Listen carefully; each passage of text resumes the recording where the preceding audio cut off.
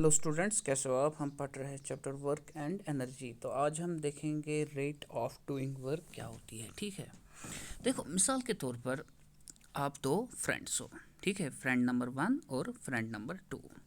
तो friend number 1 जो है वो कमज़ोर है ले, और फ्रेंड नंबर 2 जो है वो ताकतवर है। तो अब मैं एक फ्रेंड को कहता हूँ आप ईंटें उठाओ, ठीक है, या कोई पत्थर उठाओ। तो वो छोटा सा पत्थर उठा सकता है, लेकिन फ्रेंड 2 जो है वो बड़ा पत्थर उठा सकता है। ठीक है, अब अगर मैं इनसे कहूँगा किसी जगह कुछ चीज़ें हैं, 10-15 चीज़ें हैं, मैं मानूंगा 5 चीज़ें हैं। ठीक है, तो ये जो फ्रेंड नंबर 1 है, ये इसको टाइम लगता है पहुंचने के लिए, क्योंकि ये कमज़ोर है। तो ये ज़्यादा टाइम लगाता है इन 5 चीज़ों को लाने के लिए, इनको ये यहाँ डेस्क पे रखनी है। लेकिन ये जो फ्रेंड नंबर 2 है ये ताकतवर है, इसको इससे ज़्यादा एनर्जी है फ्रेंड नंबर 1 से। तो ये क्या करता है, ये पांचों चीज़ें उठाता है, ये तेज़ तेज़ लाता है। यानी कि अगर फ्रेंड नंबर 1 को 10 मिनट लगते हैं तो फ्रेंड नंबर 2 को खाली 5 मिनट लगते हैं। ठीक है, तो अब मैं आपको समझाता हूँ यही रेट ऑफ डूइंग वर्क क्या होती है।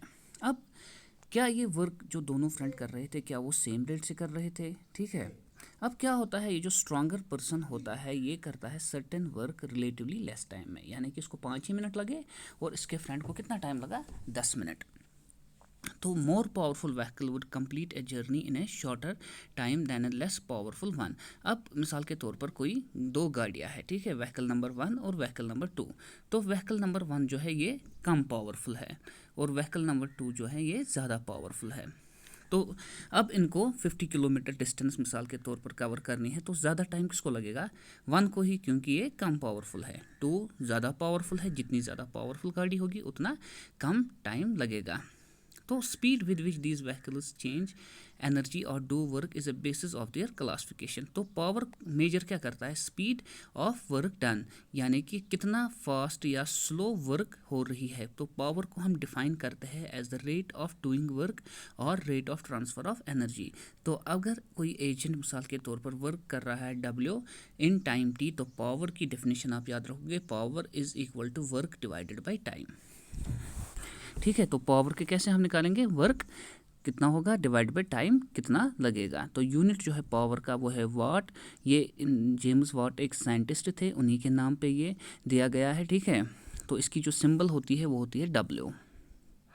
अब अगर 1 वाट पावर है एजेंट का, जो रेट वर्क कर रहा है डन 1 जूल पर सेकंड, तो हम कह सकते हैं 1 पावर है 1 वाट, जब रेट ऑफ कंजम्पशन एनर्जी है 1 जूल पर सेकंड। ठीक है, तो 1 किलोवाट में 1000 वाट्स होते हैं और 1 किलोवाट में 1000 जूल पर सेकंड हम लिख सकते हैं। ठीक है, क्योंकि 1 किलोवाट ये जो पावर की डेफिनेशन है वो क्या है, P is equal to W divided by T। ठीक है, तो वर्क की क्या है, जूल्स, और टाइम का क्या यूनिट है, सेकंड। तो इसीलिए आता है इसको जूल्स पर सेकंड, या जिसे हम कहते हैं वाट। ठीक है,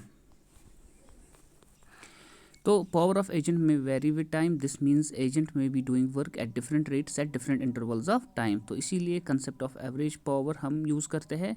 तो एवरेज पावर हम कैसे निकालते हैं, by dividing total energy consumed by total time taken. ठीक है, मिसाल के तौर पर ये 2 काम कर रहा है, तो एक काम में इसको 3 एनर्जी यूज़ हो रही है। ठीक है, 3 जूल्स, तो और टाइम लग रहा है 1 सेकेंड। तो दूसरे काम में इसे 5 जूल्स कर रहा है यूज़ और टाइम लग रहा है 2 सेकंड। तो हम इन दोनों को ऐड करेंगे, 3 + 5 8, और इन दोनों को ऐड करेंगे 3, तो हमें निकलेगी एवरेज पावर। ठीक है, तो ये कैसे निकालते हैं मैं आपको आगे एग्जांपल से समझाऊंगा, फिलहाल आप ये कॉन्सेप्ट याद रखो।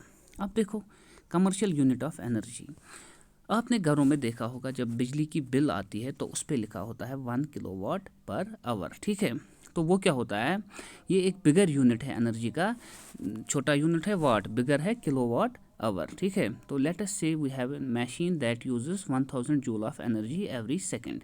If machine is using continuously for 1 hour, तो it will consume 1 kilowatt hour of energy. तो इसीलिए 1 किलोवाट आवर एनर्जी होगा 1 energy used in 1 hour at the rate of 1000 joules per second. तो 1 किलोवाट आवर किसके बराबर आएगा, 1 किलोवाट इंटू 1 आवर।